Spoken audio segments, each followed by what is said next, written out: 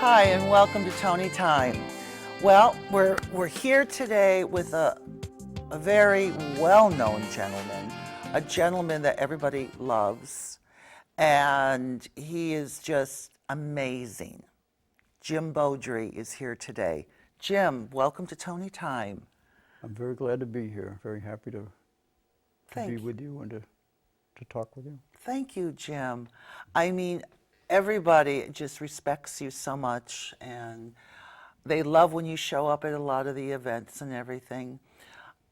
Let's kind of go back a little bit and talk about what brought you to Maine, or were you from Maine originally? I was born in Portland. Okay. Attended Chevers High School, which was a Chevers High School in downtown Portland, down on Free Street. And the teachers there were almost all local priests. They did their masses in the morning and then taught in the afternoon. And they were, I think I got so much from them. Oh, God, great. Many of the teachers I'll never forget. And probably the best teacher I ever had was Father Judge Canine. And I think he was my English teacher, and I think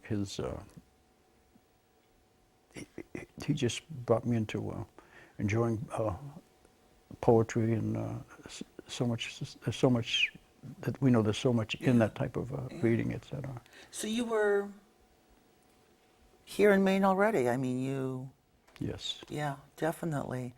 And then as time went on, now I heard you were in the Army or Navy, or? I was in the Army. Okay. Yes.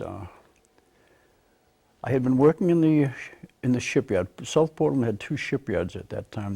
They were building the ships, the cargo ships, Liberty ships they were called.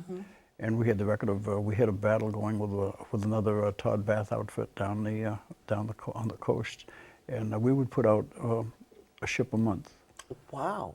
And they were the ones who carried the material that we needed over to Europe. Wow. And then I think I was 19 and waiting for my turn to be, for my number to come up. And I said I worked at the shipyard for that year, and then then I went into the service. I just wanted to run over one time that at that particular time, I was working the 2:30 to 10:30 shift, and Benny Goodman was going to be playing at a hall on Forest Avenue. Yeah. So I said to my boss, Jack Kelly, I said, I don't feel too good. I think I should go home and rest, be ready for tomorrow. He said, no, that's good for you. You should do that. And I'll see, go home, get a rest, and I'll see you tomorrow. So sure enough, I got in there, and I was listening to Peggy Lee singing, and with my mouth agape, and just staring at her. And I heard this voice behind me saying, "You look better now." It was Jack Kelly, who had also checked out sick. Yeah. Because nobody who liked music, that type of music was going to miss it, and the place was full. It was just a wonderful time. Benny Goodman and Peggy Lee. Yeah. Wow. It was fabulous. Yeah. Oh, gee. What was her famous song? Fever. Fever. Yes. Yeah. Oh, yeah. She was great with that. Yeah. Oh, I saw And Peggy Black Lee. Coffee. Black Coffee. Yes, that's another one. I don't think I ever heard that one. That's another one you'll want to listen to. I'm gonna have to. I loved her. Yeah. Oh, wow. Yeah. So I liked her and Rosemary Clooney. I think those were Rosemary. What was her name? Natalie Cole. Yeah. Nat King Cole. Yeah. Pardon? Nat King Cole or Natalie, the daughter? Natalie and his daughter both. Yeah. Oh, yeah. Fabulous, yeah. Wonderful, wonderful entertainers. Yeah. So now from that point, did you go overseas for a while, or? Yes, I was drafted, and the first part of it was truly enjoyable. I enjoyed England, Scotland, Wales. Had a great time for a year. We lived in a place called, area called Blackpool, which was up in the northern part. A very, they had, it was an amazing place in that there were so many things. There were gardens, there were 2 ballrooms. Wow. You know, excellent restaurants. Just, I'm trying to think, they had a zoo, an aviary. It just had everything imaginable. It was a wonderful place to be, and it was up in quite a ways up, but it was good because we liked it because it was we had longer daylights. We were way up, you know, in the area. At you know, 9 o'clock, you're out throwing a ball around or something like that. 9:30, you know. So we liked that. Then it came our turn to go over to. We went over in on D6 6 days afterwards. Okay. And we were the 109th Anti-Aircraft Gun Battalion. Wow. Which meant that we had 90 millimeters. Our job was to knock down German planes. We did destroy 60 of them, the second highest number. 110th was the only one who had more than we did. Wow. And it was quite an experience, just meeting with people. I had been in a group, the 127th, from New England, but I transferred to this outfit because they were heading overseas. I wanted to get there, I guess. But anyway, and then I met people from New York, New Jersey, Of course. Southern from everywhere, and it was fun to do that and meet new friends. Oh, sure. So how long were you over there? 2 years and 8 months. Wow. And of course, the last part of it was sort of easy. You know, I want to tell you something that to me shows that people are people wherever. I was on duty at that time. I was on duty at night, 2 on and 4 off, on a prison that we were keeping. We were sending the German soldiers back home, and just, you know, so many at a time as they you know, watched over and made sure, you know, they were all set to go. And I also had a duty in the morning where I took 4 German soldiers out to do some work. My group was cleaning a small river, trying to get that back to you know, where it was usable. And I was tired. I was leaning against the tree, watching them work, and I dozed off. A hand on my shoulder. "Officer," he's shaking me. "Officer, officer," and he's pointing up the road. The officer of the day and his group are coming down. I could have been, Oh my God. you know, I could have been nailed for that. I forget what it is, but so they came down. I saluted. We chatted, etc. And they all went down. And after they left, I said, you know, put your shovels down and just relax and work at a very, very slow pace. Women came down from the other side and they said, "Can we bring down some bread and cookies for the soldiers?" And I said, "You certainly can." Yeah. It was just the way it was. But that was what people were like. You know. Yeah, I mean, they were. If they weren't part of the Nazis, if they weren't part of Adolf's group, then they were human beings. Right, exactly. And you know, you have to look at that. I mean, people are people. And there has been a big change in people these days. Yeah. You know, yes. each generation has been changed. I kind of think that, you know, the generations of my parents, your parents, they always want more for you than what they had. And then, of course, each generation thinks that way. And now, you know, we have kids now that unless the parents are really, really involved, you know, it's kind of different. It is, yeah. It's kind of different. But there again, I think it belongs, you know, different people. I know that I've been very happy with the people that my family married. Oh, yeah. Just, they were family people, and Absolutely. just enjoyable to be with them and be part of them. You know, Exactly. them to be part of us. Well, when you came back from the Army, And did you, now, I mean, what I hear all the time, because I've only been in Maine maybe 10 years now, you were a coach. Yes. Where were you a coach at? The first time I coached, I was at the Portland Boys Club, Okay. and I enjoy. The Portland Boys Club pretty much formed me. They asked me if I would coach the juniors, the little kids, 12 and under 12, and I did. And I said, "Can I?" And I was just so yes. They said, "Surely," and so I did, and I enjoyed it so much. And then the coach for a team, a group, a middle school team on Staples Street. I'm trying to think of the name of it. Their coach moved to another school that had just opened. He was a fifth grade teacher. And they asked me if I would coach them. And again, can I? And I went down. And it was just a group of young people who were what you might call gym rats. They just loved to play basketball. And I think that was it. I knew from then on that, that's what I was going to do. That's what you were going to do. But this was all happened when I was a junior in high school, when I'd been kicked off the basketball team. Oh, okay. And Which is another story. Oh, okay. It was one of those games, it was just a scrimmage, and I had gotten ahead of my man heading for the basket, and another fellow came to pick me up, leaving his man open, and I made the behind the back pass, and the fellow scored. But the coach went bananas. He says, "Beaudry, where in hell did you learn that Mickey Mouse stuff?" I says, "At the boys' club."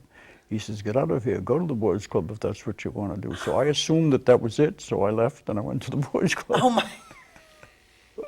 At the end of the school year, the boys' club varsity team would play a quarter with with Portland, South Portland, Deering, and Cheverus to raise money for the Fund for the Blind, a school for the blind, which was nearby. And on the way out, the coach and I walked up the street. We lived fairly close together. He said, "Why did you quit basketball?" I said, "I didn't quit. You threw me off the floor."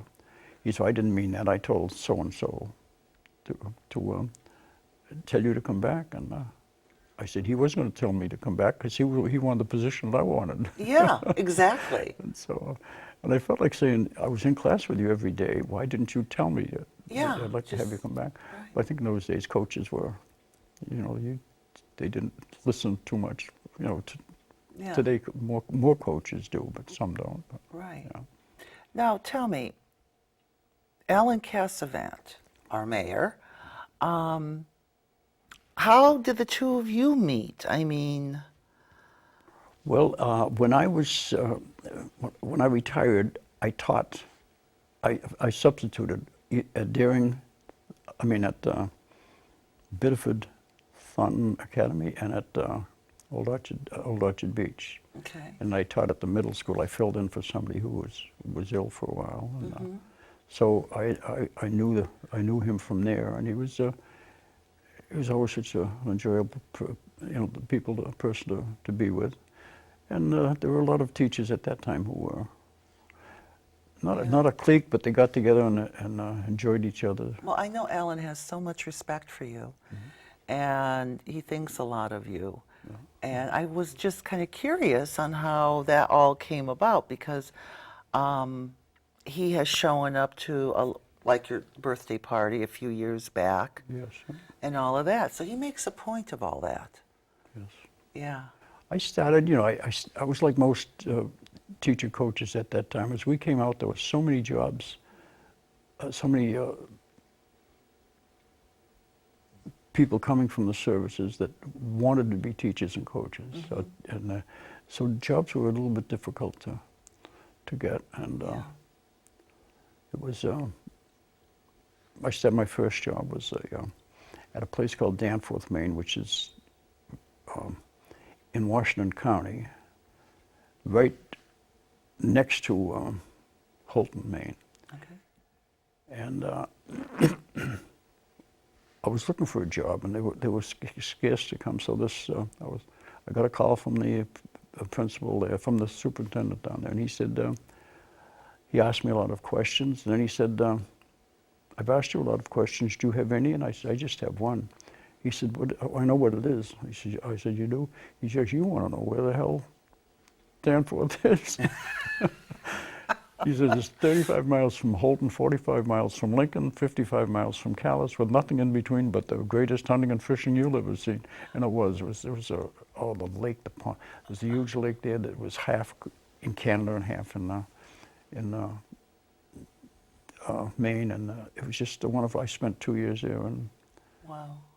enjoyed it very much. Then I went back and got a master's degree, and the superintendent came to me I was getting $2,000 a year. Yeah. And he says, well, we've managed to scrape $200 more, but you probably don't want this. It was a contract for the next year. And I said, I want this as a souvenir for the first place it goes. But you're right, I'm going back to school.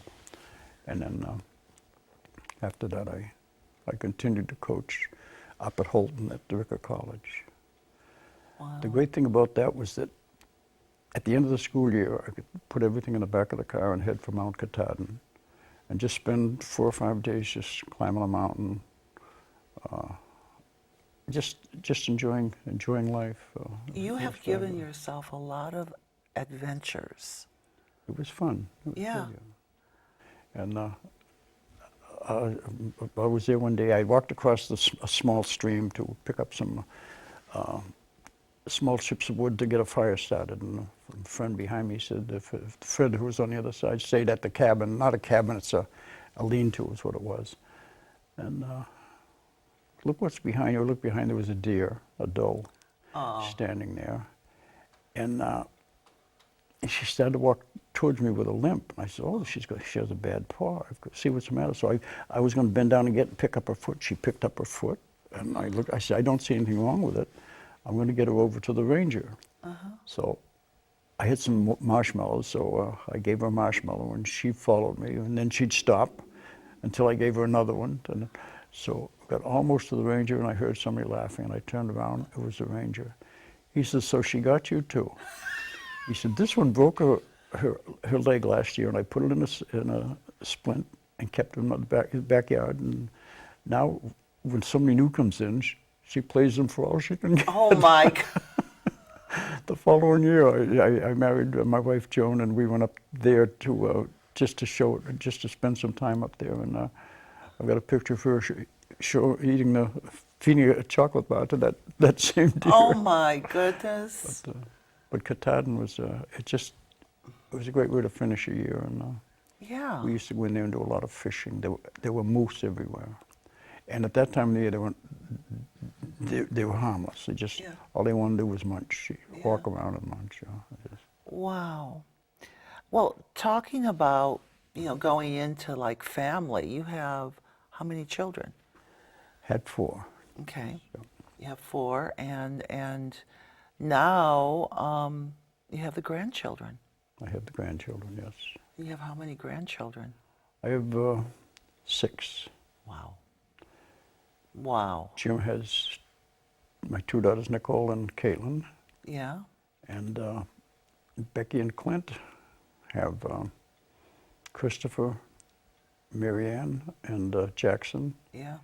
And Beth and Kevin Stilfen have Lydia. She's in her junior year at Cape Elizabeth, and right now she's in Italy with a group of her classmates and teachers. So. Well, I do know that the kids always make a point of calling you on a Friday.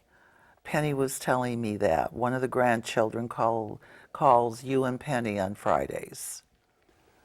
Clint's daughter. Clint and Becky's daughter. Oh, Becky, yes. Yeah. Yes, yeah. Becky is a kindergarten teacher in Saco. And she's good. She really knows what she's doing. Oh, she, I hear that loves all the the kids. time. She is. And Beth, the oldest one, is a mental health counselor at Martin Luther King school in Portland. Yeah. And, Wow. Marianne was she was I'm trying to think, she was in not news, but I don't know just how to describe it. She was in New York City, Yeah. and she stayed there. She got a full basketball scholarship to Did she? Adelphi University. Yes, yeah. And she was. They were all athletes, and So when they were little, did you take them out and, Becky and everybody growing up? I mean, did you take them out and play basketball with them, or did? no, No? no. It just occurred. With Beth, it was Beth was track. With Becky, it was cross. It was running, Okay. and Jim was everything. He played basketball, baseball, and ran cross country. Well, they were athletic. They all loved it. Yes, And of course, I attribute that to you. I With think your so because background. they were at our games constantly. Okay. In fact, they'd be over when it was St. Francis College, and with the soccer team playing. They'd be chasing the ball. Yeah. They'd be one on each. With four of them, there'd be one on each side and one on each end, chasing the ball. And the same thing with baseball. They just did a lot of that. Wow. And, So now, I but it mean, was just so wonderful coming home to them. That you come home from a game, yeah. it really doesn't. I know people say you want to win. I always wanted to win, but that wasn't important. The important thing was, to me, was always that the players got a lot more about working with each other and stuff like that. And this is one thing that I do like to say a lot. That I'm trying to think who it was that said this. He said that when the one great scorer comes to write against your name, he will not record whether you won or lost, but how you played the game. And I think that's what true. it's been with me. Yeah. I'd come home from a game at 1 o'clock in the morning too. We would be playing down in Providence or in Connecticut, not too much in Connecticut, but way up in New Hampshire, and come home and go into each of the kids' bedroom, just watch till they saw that chest going up and down, and I said, okay, All is I good. then go downstairs and start working on the statistics before I went to bed. So you would walk into the bedroom, just make sure the chest is going up and down. Yeah. That gave you a comfort level. Yes. Yeah. Wow, Jim. And it was so much fun.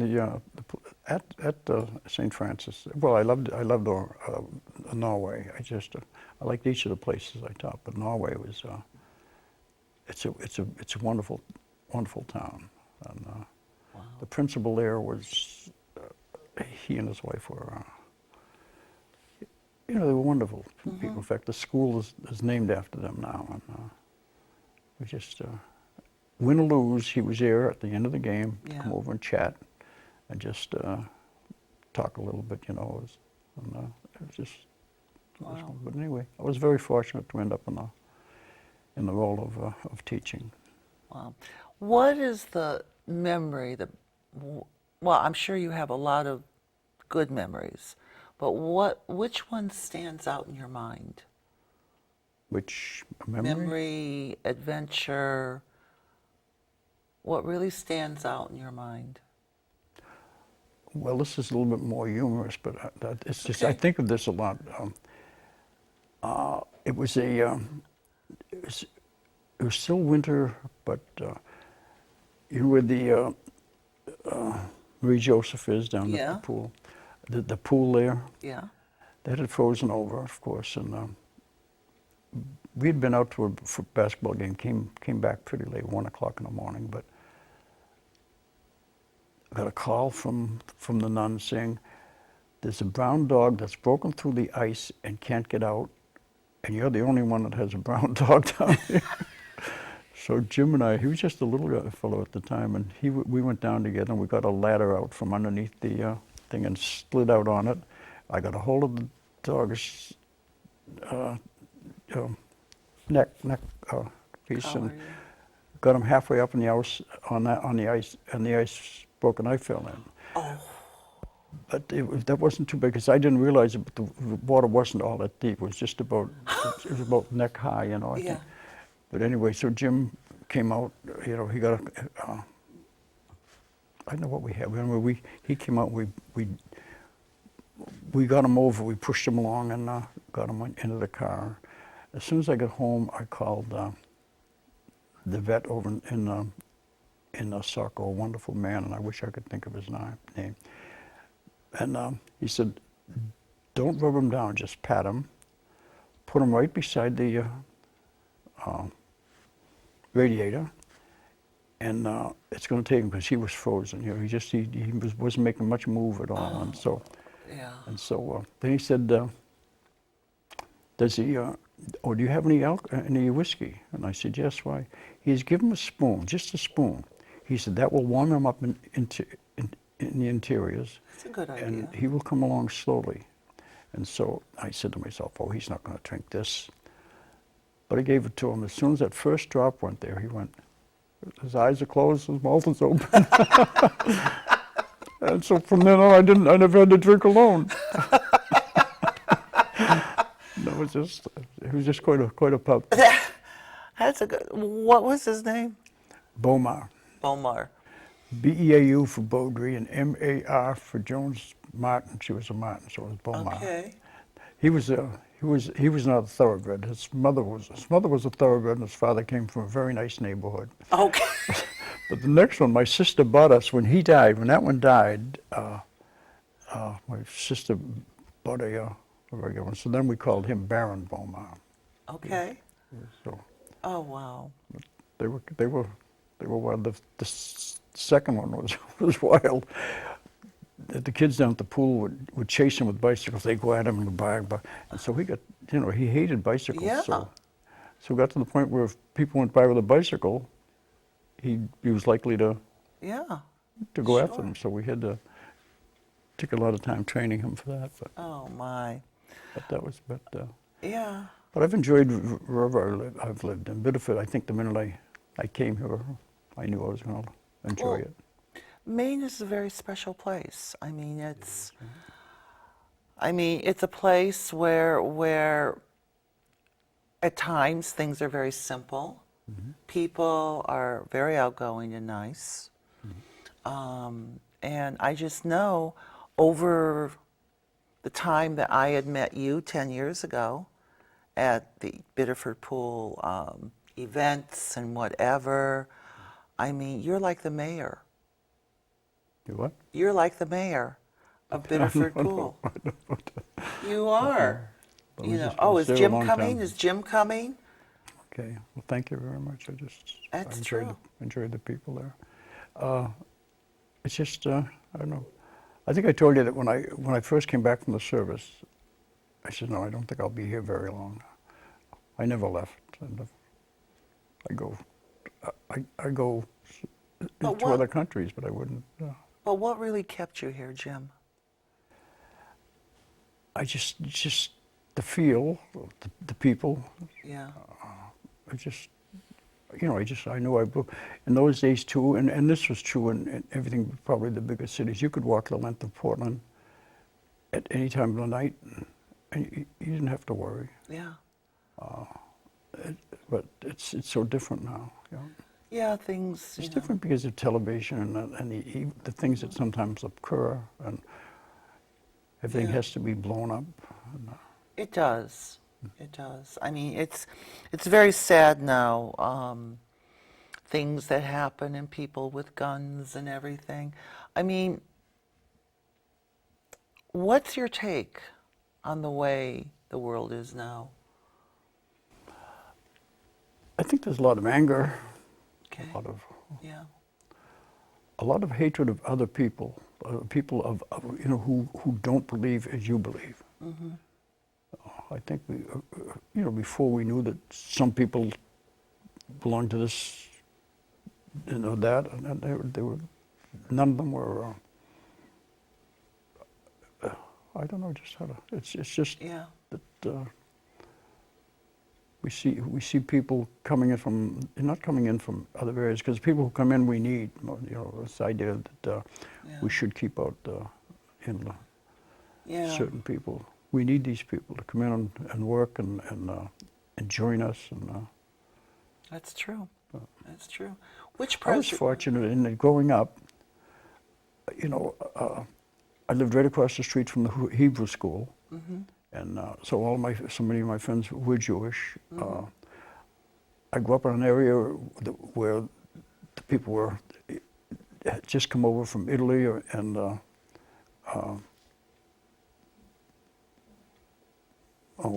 Ireland and other places like that to work on Right.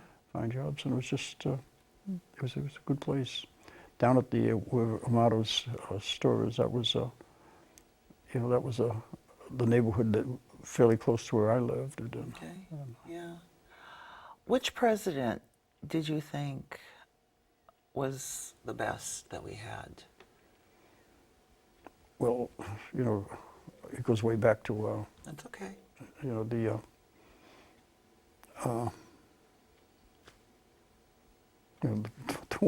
the one during World War II, the FDR, Franklin D. Roosevelt. Everybody. By far. Wow. Yeah. I loved it. We didn't have televisions in those days, but I loved his when he'd do his talks, from his armchair and chatting on a Sunday afternoon, and the whole family be sitting there listening to him, and just. Yeah. What made you like him as much? Because a lot of people do. Just the way I don't know. I don't think that I can't remember any indications of him, liking or supporting, some people and not others. His job was to run the country, and I thought he ran it as well as anybody could. And those were rugged days. Yeah. The days of when there was no money whatsoever. What did they call that? Not the crash. Pardon? Not the crash. No, but when there's no money around, it was so funny. I remember my daughter going down to get something at the store, and the people who had the grocery stores, they would give you what you needed, knowing that when you had the money, you'd bring it back, and there's never any worry about it. I remember one of my older sisters going down to the store and getting what Mom had asked for. He said, you going to pay for that? And jokingly, because he knew. And she said, put it on the account. He says, what account? She said, because account of my mother's hungry.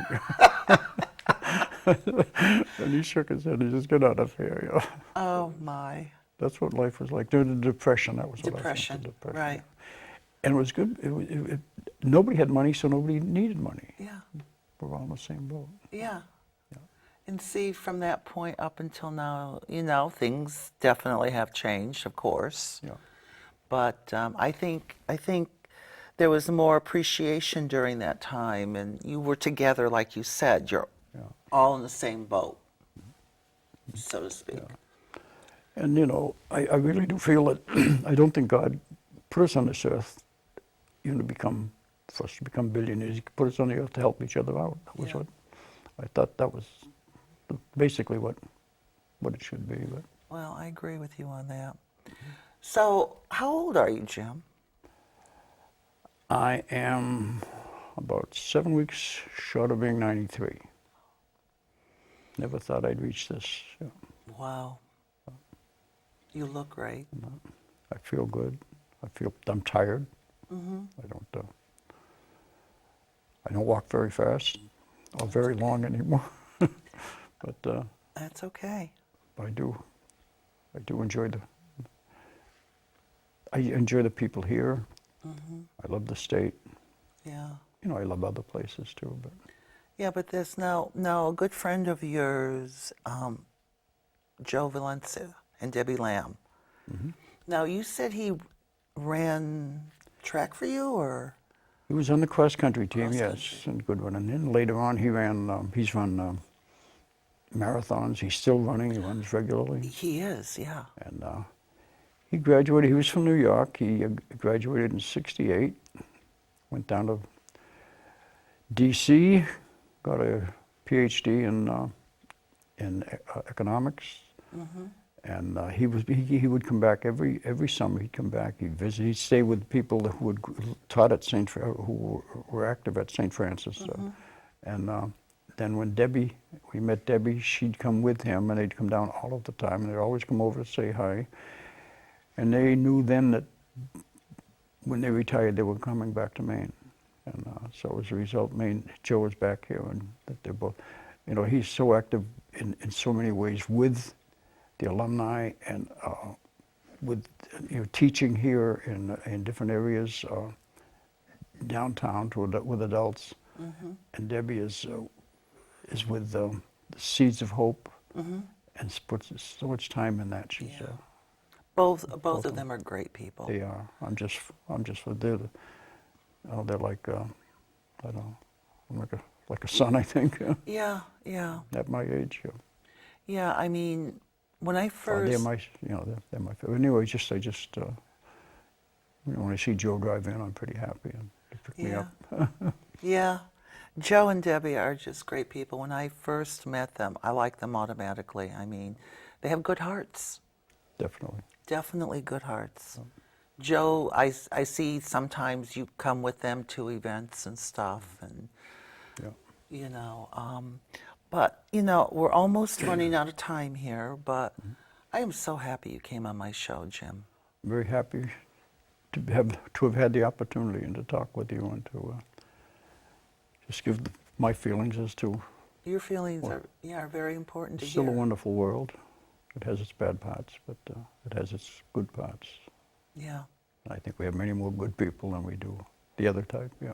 Yeah, I agree with you. I've loved this city from the time I first walked in. In those days, we didn't have to go to Portland. Yeah. We had Porches Mitchell and Braun. We had all the stores we needed. We didn't even bother going to Portland to get clothes or stuff for Christmas or any of that stuff. We did it all downtown.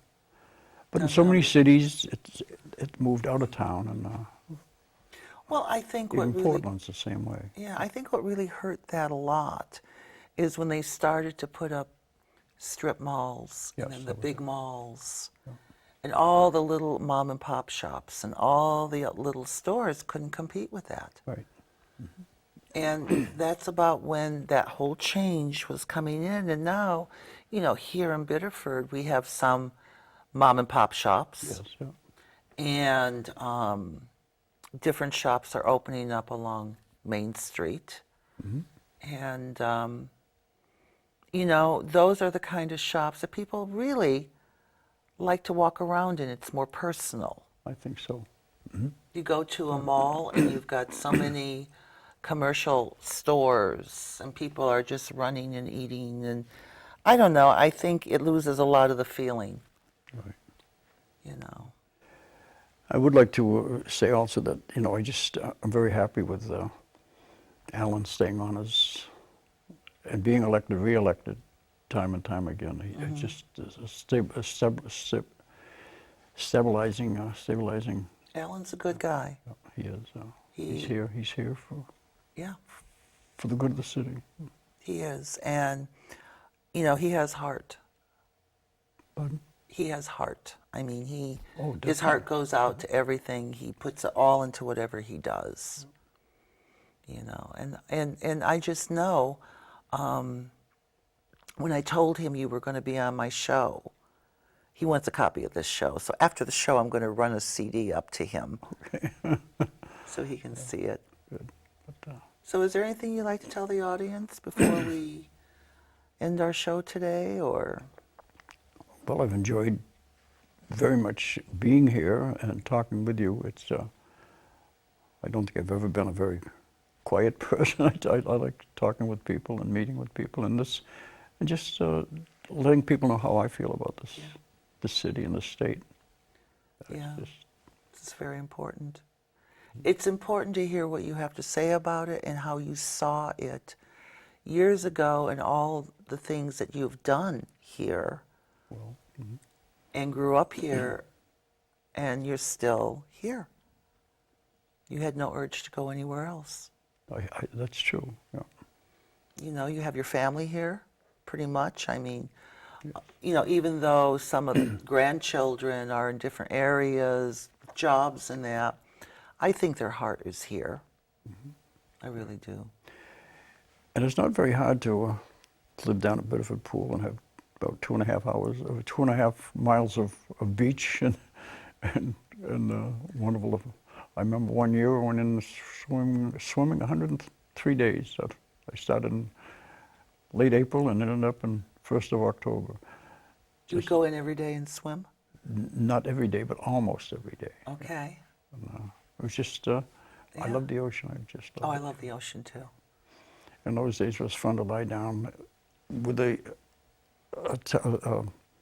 radio and listen to a game, a Red Sox game, and get up and swim for a while, ride a few waves in, and it was fun. It's, you know, Biddeford Pool is just, I mean, you have all of, well, like you said, 2.5 miles of beach. Yeah. And it's beautiful. And we have a lot of beautiful beaches around here too. Yeah. You know. We do. And it's just, you know, we enjoyed the people here, down at the pool as well as here. And Yeah. it's a great state. It is a great state. And I want to thank you again, Jim, so much for being on my show. I'm very happy. And you know, maybe after the summer we can get you in again and do another show. I think people will be tired of it. They're not going to be tired of you because you have the whole family coming the 4th of July. So by fall, you should have a lot of stories. Yeah.